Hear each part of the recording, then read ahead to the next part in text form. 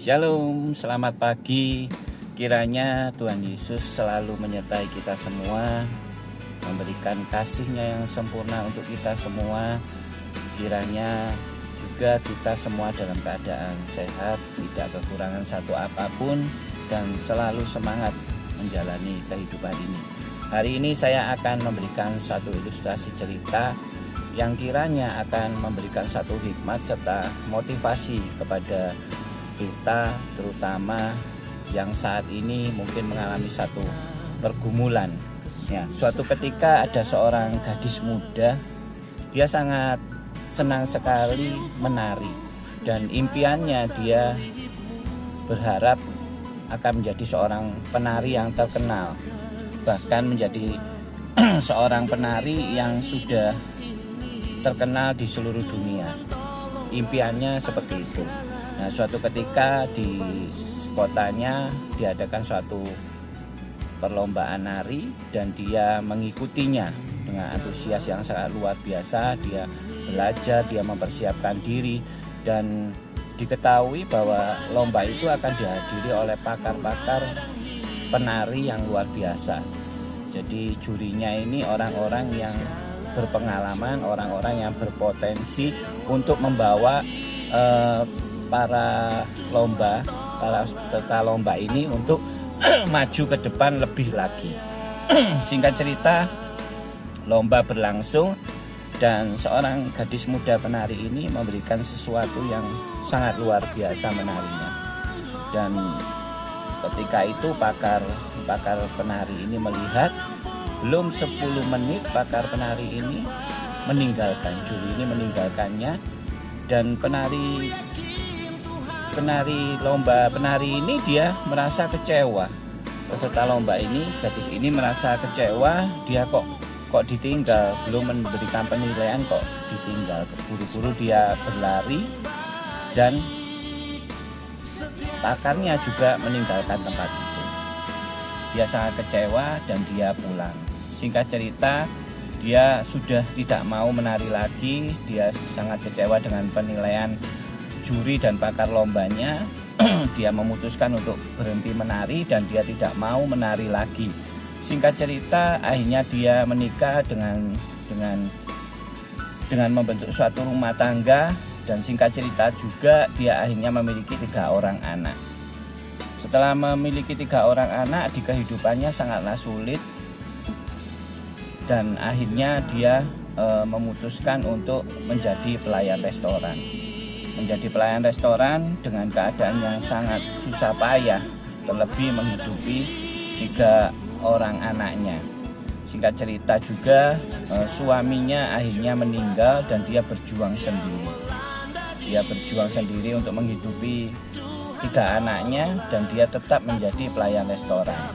Suatu ketika di kota itu diadakan lomba nari kembali, dan dia teringat masa-masa dia ikut lomba itu dan mengajak ketiga anaknya untuk menghadiri perlombaan nari itu. Dia sangat terkejut melihat juri dan pakarnya ada juga di situ. Akhirnya tanpa basa-basi, wanita ini menghampiri juri dan pakar nari ini. Dia bertanya, kenapa dulu waktu lomba belum saya memberikan hasil nari saya sepenuhnya, moro ditinggal, kemudian ditinggal. Akhirnya pakar ini ngomong, saya ada perlu. Sebenarnya tarianmu sudah bagus. Dengan lantang wanita ini memprotes, nah tapi kenapa kamu tinggal? Saya sampai akhirnya berlari untuk mengambil kartu identitas saya, untuk berlari menemui Anda, dan Anda pergi. Akhirnya pakar juri ini ngomong, tidak perlu cukup waktu lama untuk menyaksikan kamu berpotensi atau tidak, dan saya lihat sendiri kamu sangat berpotensi, dan saya juga sudah ngobrol dengan pelaksana acara untuk kamu menemui saya, tapi kamu keburu pergi. Akhirnya dengan kecewa, wanita ini mengatakan sesuatu kepada jurinya.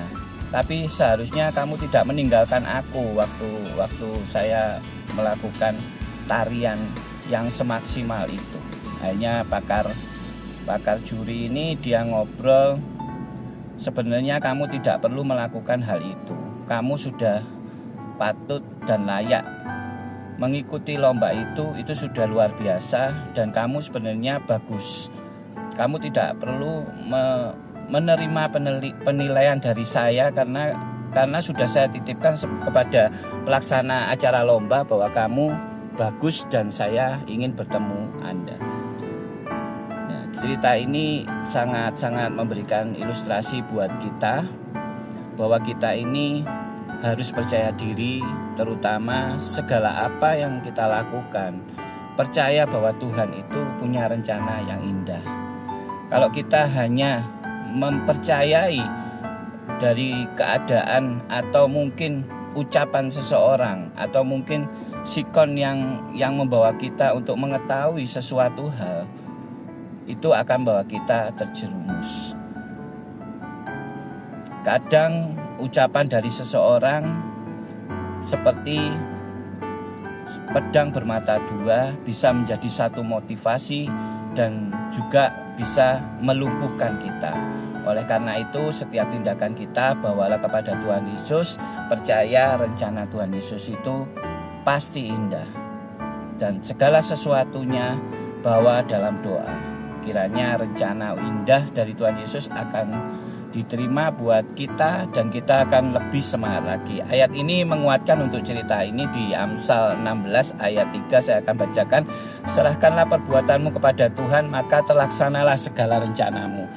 Maka segala sesuatu bawa ke dalam doa dan serahkan kepada Tuhan. Kiranya cerita ini bisa memotivasi dan memberikan semangat buat kita, terutama yang memiliki rencana-rencana yang luar biasa. Terima kasih. Tuhan Yesus memberkati.